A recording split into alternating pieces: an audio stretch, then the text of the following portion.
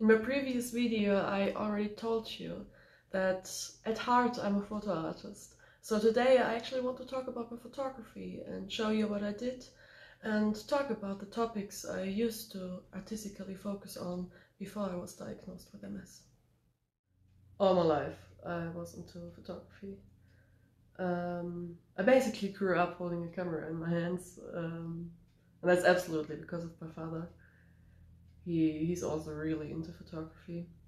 But even though I've always received a lot of support by my family, for most of my life photography hasn't been more than a hobby, because I just wasn't confident in myself. And that's actually how I started painting, because that's something you can do alone. And you know, I've never been into self-portraits, and so to be able to express the things I wanted to express, I would have had to include other people, and back in the day I wasn't comfortable with that. So I was painting for quite a few years. So even though painting was the art medium I was comfortable in, it wasn't exactly the medium I felt comfortable to express myself with. It just wasn't the right medium for me. So I think I was already around 20 when I finally built up the courage to ask family and friends if they could maybe model for me. And I remember back then there was exactly one dear friend who would help me out on that, like one, and I had to force my sister to model for me. That didn't really help with this confidence problem, you know.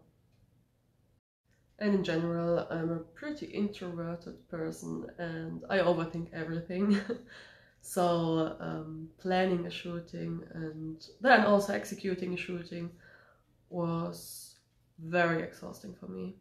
And even today, I mean, I haven't had a shooting in quite a long time, but last year when I had shooting after shooting after shooting, I was still so very nervous about every single shooting, and just overthinking everything that could go wrong.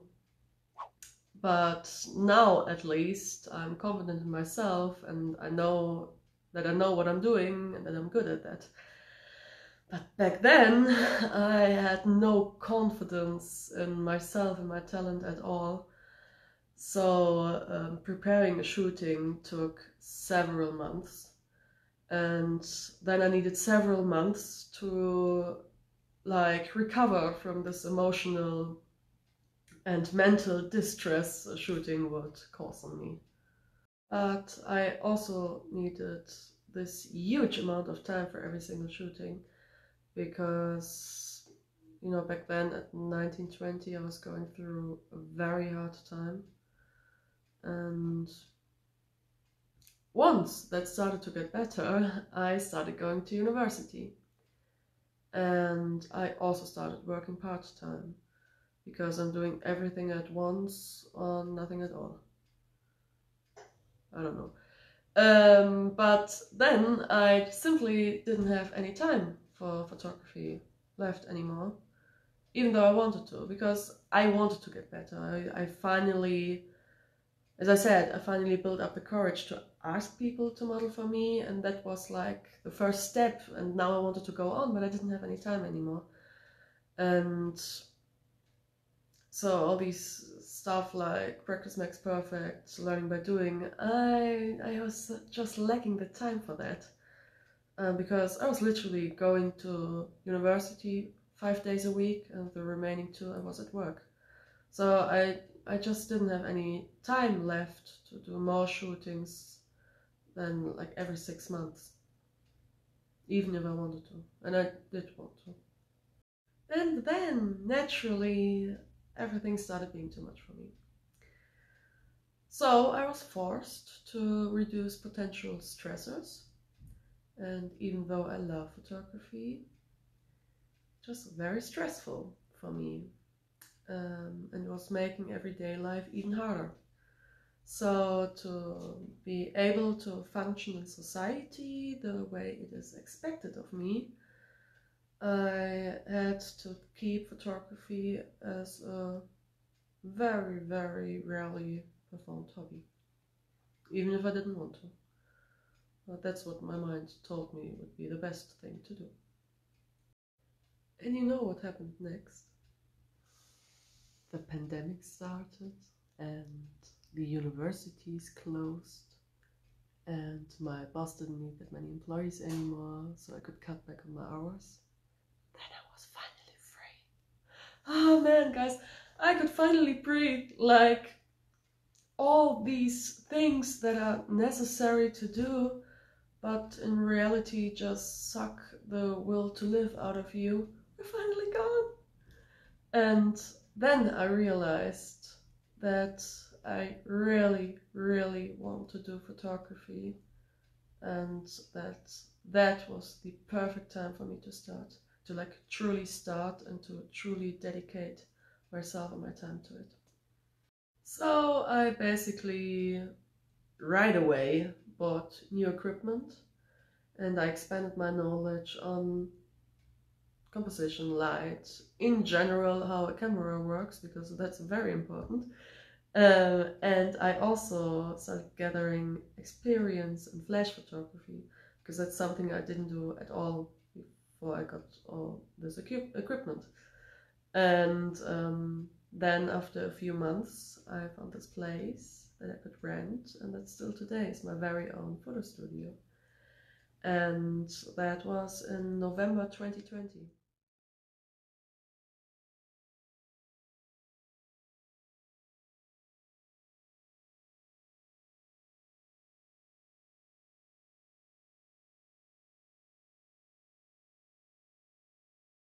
And from then on, it was just like bam, bam, bam. I had several shootings a week, and I met so many new people. And suddenly, everyone and anyone wanted to shoot with me. Like literally anyone. Huh. Yeah, well, what a difference to the beginning, huh?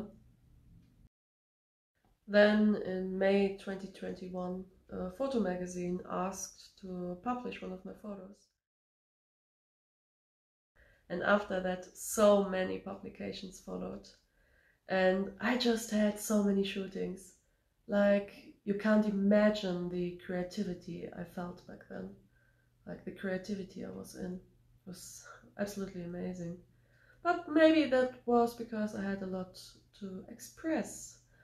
I mostly used photography to cope with trauma or to process the traumatic events I lived through during my childhood and teenage years, and also my, in general, kind of depressed self. That was my main artistic focus before I got my MS diagnosis. So I was mostly working narratively and portrait or visually described what it's like to, well, live with my brain. But that wasn't the only thing. It was absolutely my main focus, but it wasn't all I did. I also really loved experimenting with different photo techniques and, in general, light and composition. Just playing around and falling in love with photography again and again. And because the focus was so much on trauma and depression and abuse, I sometimes actually loved to use photography to just capture the beauty that life still has, besides of all the horrible things that did and do happen. There's still beauty, even if it's just staged in front of my camera. Alright, I guess even if you didn't know my photo art before this video, now you got a pretty good insight in what I was doing before I got my MS diagnosis. And now for the end, I want to, without any comment, show you the photo project I was working on right before I was hospitalized. So when the MS symptoms were already noticeable and scary and intense, but still bearable, so I was still able to hold a camera in my hands and visualize the horrible state I was in.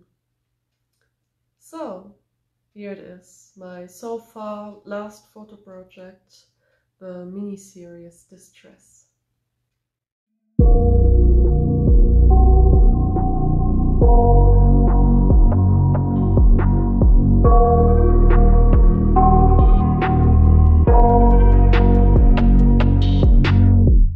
I got nightmares in my head, I fear that the thoughts build up until I can't hear, that my mind fills up into a creature, and it haunts me somewhere much deeper. Anxiety, filling up every space, no privacy.